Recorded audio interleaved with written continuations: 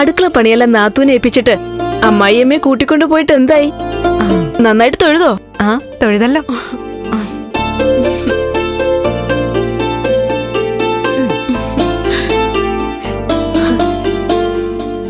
സത്യം പറഞ്ഞ സന്തോഷം കൊണ്ട് എന്റെ കണ്ണും മനസ്സും ഒക്കെ നിറഞ്ഞു പോവുക.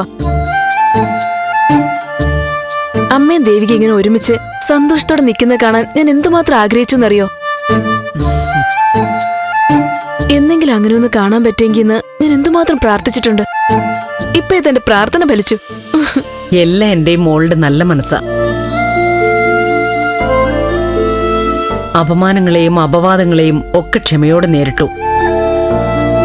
സഹിക്കാവുന്നതിനപ്പുറം സഹിച്ചു. ഞാൻ തന്നെ എന്തുമാത്രം കരയിപ്പിച്ചിട്ടുണ്ട്. അമ്മേ, ഇനിയിപ്പൊ അതൊന്നും പറയല്ലേ. അന്ന് ഞാൻ കരഞ്ഞിട്ടുണ്ടെങ്കിലും അതിന്റെ ഇരട്ടി ഇപ്പൊ സന്തോഷിക്കുക. ഈ സന്തോഷം ഒരുപാട് കാലം നീണ്ടു നിൽക്കണം. അത്രേ ഉള്ളൂ എന്റെ ഒരേ ഒരു ആഗ്രഹം. മോളുടെ മാത്രമല്ല, എന്റെയും പ്രാർത്ഥന അത് തന്നെയാ. ഇനി ഈ വീട്ടിൽ വഴക്കും പ്രശ്നങ്ങളും ഒന്നും ഉണ്ടാവരുത്. ഒരു ദുരന്തവും ഇനി നമ്മുടെ വീടിന്റെ പടി കടന്നു വരില്ല. ഞാൻ പോയി നോക്കാം. ഇങ്ങ് താമേ.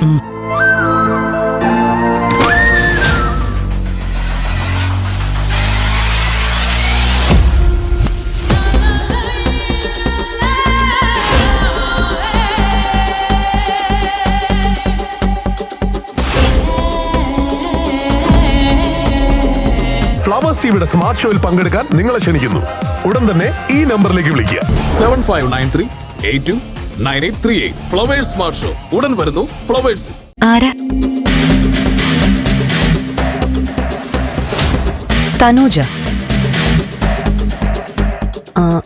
ഇതല്ലേ ചന്ദ്രോത്ത് വീട്? അതെ. സിദ്ധാർത്ഥ് സാറിനെ ഒന്ന് കാണണം. ഒന്ന് വിളിക്ക്. അച്ഛനിവിടെ ഇല്ലല്ലോ. എന്താ, അത്യാവശ്യ കാര്യമല്ലോ ആണോ? എവിടെ പോയതാ? പുറത്തെന്തോ ആവശ്യത്തിന് പോയിരിക്ക. എപ്പോ വരും? അതറിയില്ല. ചിലപ്പോ വൈകാതെ വരുമായിരിക്കും.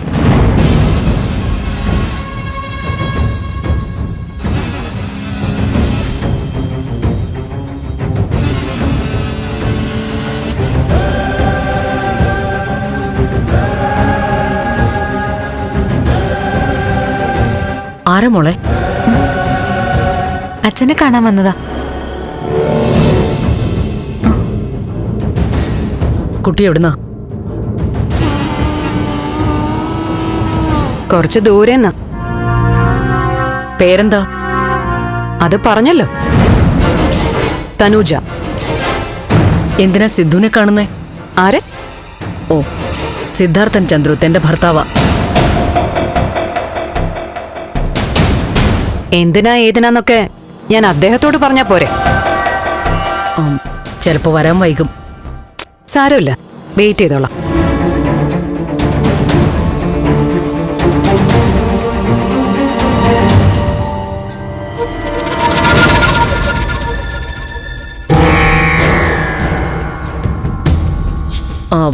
അത്ര പരിചയമുണ്ടെങ്കിൽ അകത്തേക്ക് വന്നോളൂ.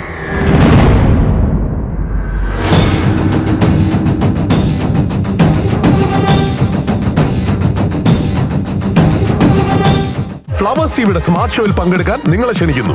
ഉടൻ തന്നെ ഈ നമ്പറിലേക്ക് വിളിക്കുക. 7593829838. ഫ്ലവേഴ്സ് സ്മാർട്ട് ഷോ ഉടൻ വരുന്നു ഫ്ലവേഴ്സ്.